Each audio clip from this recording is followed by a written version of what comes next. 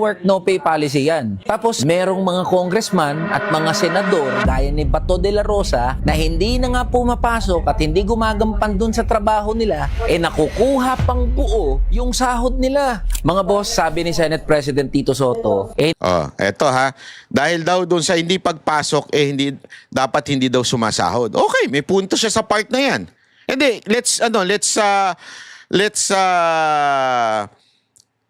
think of this objectively. Okay? May punto naman siya eh. Pag hindi pumapasok, dapat walang sahod. Ang tanong, may batas bang ganun? hindi daw applicable yung no work no pay sa mga miyembro ng Kongreso. Kabilang na dyan yung mga senador at mga congressman. Totoo naman. Kasi kahit saan mo hanapin, walang nakasulat tungkol sa no work no pay policy sa rules ng House of Representatives at Senate of the Philippines. Kaya nga, tama ka eh. Inamin mo mismo, walang ganyang rules. Walang batas na ganyan. Tama ka. So dapat magkaroon. Tama, mali. Dapat magkaroon ng rules tungkol dyan. Sinong gagawa niyan? Kayo. Putak ka ng putak dyan, kesa nang pumutak ka, bakit hindi mo kausapin yung mga kapwa mo? Gumawa tayo ng batas, puntahan mo si Senator Soto, ayusin natin ang rules and regulation. Instead of going to the public, putak ka ng putak, okay lang kasi kung vlogger ka eh. Hindi ka na vlogger ngayon, bata. Boy, hindi ka na TikToker ngayon. Congressman ka na. Ibig sabihin, you have a higher responsibility. Kaya kung gusto mo ayusin, baguhin, magtrabaho ka, hindi pumutak ka. Kasi yung pagputak mo, walang magagawa yan. Naintindihan mo, boy? Hindi ka na TikToker eh. Kung ako, gusto ko nang tumahimik. Kakandidato na lang ako. At diyan ako magtatrabaho sa loob. Pero ayoko eh. Gusto kong pumutak ng pumutak eh. Kaya pinili ko na lang ganito. Totoo, walang biro. Pipiliin ko na lang mag-vlogger. Ayoko kasi patatahimikin ako eh. Hindi ko sinasabing tumahimik ka ha. Ang sinasabi ko, you can do more than putak ng putak. Magtrabaho ka. Ikaw din, di ka rin nagtatrabaho eh. Putak ka lang ng putak eh. Kausapin mo yung mga dapat kausapin para magkaroon ng ganyang klaseng batas. Which I agree. Tanungin kita, bata. Sige, tanungin kita. Alam mo ba ang attendance ni Romualdez? Pumapasok ba si Romualdez?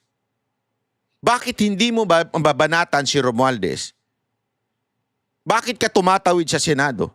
And there is even a courtesy given to both houses. Ibig sabihin yan, kung wag kang bumanat ng direkta sa Senador, kausapin mo yung Senate President, let the Senate President discipline their own.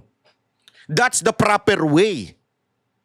Ang pwede mong punahin ay yung kapwa mo, congressman. Tanungin kita, ilang senador ay ilang congressman ang hindi pumapasok dyan at sumasahod? Bakit hindi yan ang tutukan mo, bata? Alam mo kung bakit? Ang hilig mo kasi sa content. Ang hilig mo kasi sa views. That's your problem.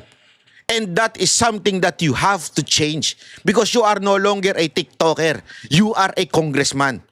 You are a representative. Dapat maintindihan mo yan, bata. Hindi yung putak ka ng putak, pati yung nasa Senado, again hindi ito pagtatanggol kay Bato. Sabi ko nga sa'yo, I am in favor of that. No work, no pay. Pag umabsent ang senador, bawasan din. Pag umabsent ng congressman, bawasan din. Pero for you as a congressman, sasabihan mo yung Senado, that is not a proper way. Out of courtesy ka, bata. Kung kami magsasabi, that's no problem. Mamamayang kami.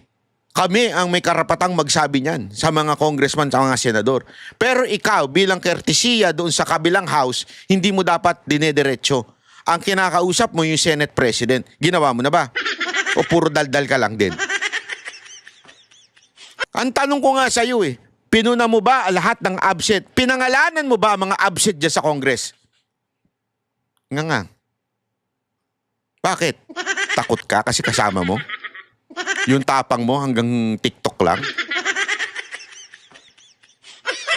Hindi. Eto Kasi narinig ko ito noon. Eto, to be honest napapanood ko videos nito. Bilib ako sa batang to. Sabi ko, okay to. Pag nanalo ito, sana ipaglaban yan talaga yung mga manggagawa. May mga pangako pa siya. Pag ako nasa Congress na, ganito. Tangin na mas matapang pa sa'yo si Kiko Si Kiko Barsaga, talagang binanatan yung mga congressman. Tangina, nag-videos. Alam mo, iba yung tapang ng batang yun. Gago rin talaga yun alam mo yun, yung pagkaano nun, mantakin mo mag-video siya, lapitan niya si Sandro Marcos. How's your cousin? Yun ang tapang. Yung tapang mo, tapang-tapangan lang niya sa TikTok. May effects ka pa. Ano to? Tangin pang bata? Hindi ka content creator. Sa kanya galing yung mga sound effects May pangalan. Bata, amoy na amoy kita. Amoy na amoy kita.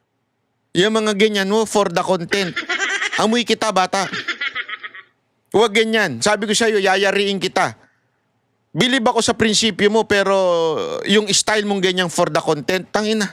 Hindi ko palalagpasin yan.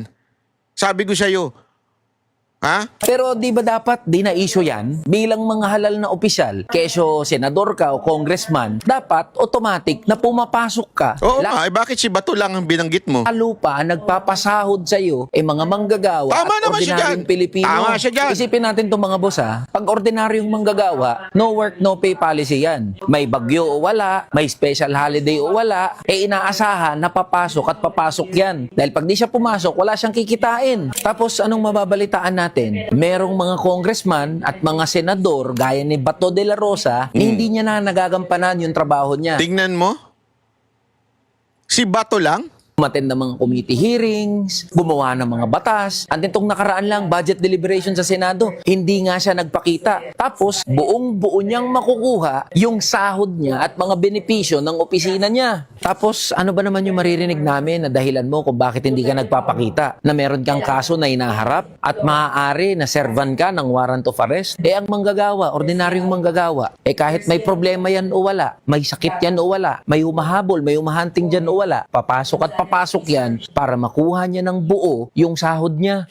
Sablay na naman siya dito. Akala ko ba, Senator Bato, matapang ka, harapin mo yan. Ito dito kasi sablay ito Ikinumpare niya sa ordinaryong Pilipino yung kaso ni Bato. Sa ordinaryong Pilipino, hindi naman ICC kumaso sa kanya. Ang kalaban niya, hindi naman po politika. Ang kalaban niya ay dahil may ginawa talaga siyang mali. O inaakusahan siyang gumawa ng mali. At sa matter of fact, there is such thing as due process. Doon sa ginawa niyang mali. Bibigyan siya ng kapagkakataon, sumagot ng counter affidavit. May mga sistema yan, questionin niya ang legality o yung venue. There are a lot of ways to do it. In other words, there's such thing as due process. Pero kay Bato, walang due process. Bakit? Kung nasabi yan. Yan ang ginawa nila kay Pangulong Duterte, na which I do not know kung alam mo ba ang details o hindi. Malamang sa malamang, iba ang nafi-feed sa'yo. Kasi may pagka-Gen-Z ka. Pero alam mo na illegal ang ginawa kay Pangulong Duterte. That's an extrajudicial kidnapping ang ginawa sa kanya. O extrajudicial, ang tawag doon? Extradition. Bakit? Our extradition laws says, pag hinuli, may pagkakataon pa siyang sumagot sa husgado. Pagkahuli, pwede silang bigyan ng bail for the meantime, habang sinasagot yung kaso. That's the process of extrajudicial, which is confirmed by the Supreme Court. Ewan ko kung alam mo yan, bata. O nagtatanga-tangahan ka lang. O talagang sadyang tanga ka dyan. Yan ang issue doon. Ginawa na nila yan kay Pangulong Duterte. They did not give him the chance to answer in our local courts, which confirmed by the Supreme Court that it has to pass due process. Hindi ginawa kay Pangulong Duterte. Presidente yun dati. Same ICC warrant ang ibibigay kay Bato. So, ibig sabihin nun, what they did before, pwede nilang gawin din ngayon. Even if sabihin pa nila there is already a Supreme Court decision or memo, pwede pa rin nilang gawin ngayon yan kasi sila ang batas ngayong araw na itong panahon na ito. Alam mo ba yan, bata? O nagtatanga-tangahan ka o tanga ka talaga? Diba? Tingnan mo na maigi. Yung issue kay Bato is political. Yung comparison mo, sablay. Yung analogy mo, sablay.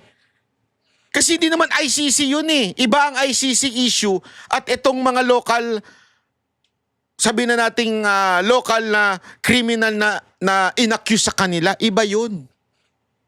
Ito, politikang politika. Hindi mo alam? Huwag ka na kasi sumausaw sa politika. Ipaglaban mo na lang yung mga manggagawa. Halatang halata ka bata eh. Don't tell me, kinain ka na rin ng sistema sa kamera. Don't tell me, nabibigyan ka na rin ng blessings dyan. Kasi uso bigayan ng blessings dyan eh. Baka naman nabigyan ka na rin dyan. Tanong ko lang, magkano ba bigayan? Maging congressman nga ako.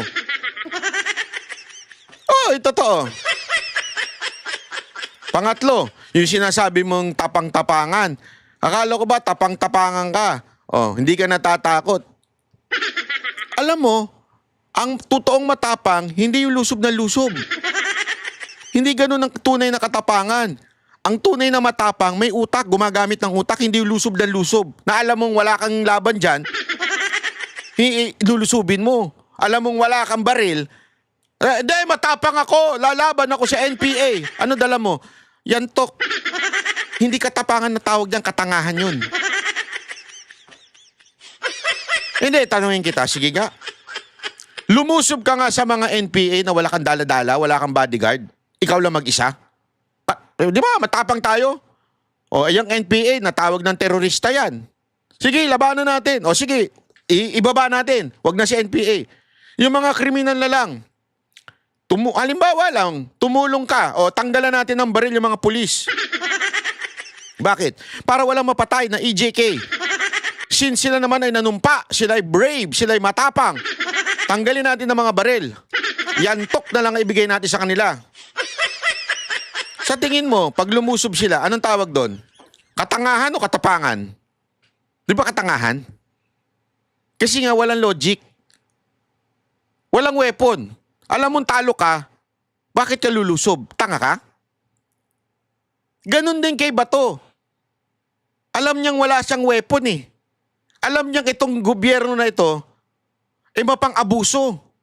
Alam niya itong gobyerno na ito, tinarantado na yung dating presidente. Hindi pinadaan sa tamang proseso. Tanga ka pa ba? Sasabihin mo, ako naman, ako, me. Ganon. Kung ikaw, medyo mahina ang kokote, huwag mong gayahin si Bato. Naging PNP chief yan eh. Hindi mahina ang kokote niyan. Mga kalbo matatalino. Tandaan nyo yan. Gago! Kaming mga kalbo matatalino talaga yan. Kaya nga kami na kalbo, bakit? Overwork yung utak namin. Gago! Kaya nagkalagas-lagas yung buhok namin. Di ba? Kaya itong batan to, marami pa tong bigas na kakainin eh. Pero lutuin mo ha. Baka mamaya kainin mo, ano ka. Wala ko ba bring it on at hindi ka natatakot sa kung ano man yung kaso na isasampa o maaaring warrant of arrest na ihain. Alam mo, ito nga eh, sabi nung kanyang abogado na si Atty. Torion, bigyan siya ng assurance na didinggin ang kaso muna dito sa Philippine Court bago siya ipadala doon. Haharap siya. Ganyan din naman si Pangulong Duterte, Philippine Court. Let it be Philippine Court.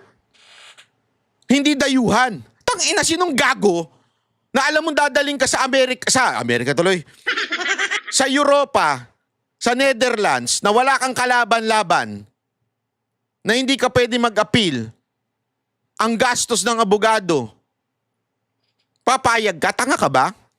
Ikaw, tanga ka? Tatanong lang ako. laban sa'yo. Hindi ba unethical na yung mga kagaya mong senador, pati na rin yung mga congressman na hindi nagpapakita, hindi Ba't di ka magpangalan? Si Romualdez, pumapasok? Patunayan mo na hindi ka political. Patunayan mo na hindi ka nabibigyan dyan sa kamera. Kaya ako nagtatanong lang ako, hindi ako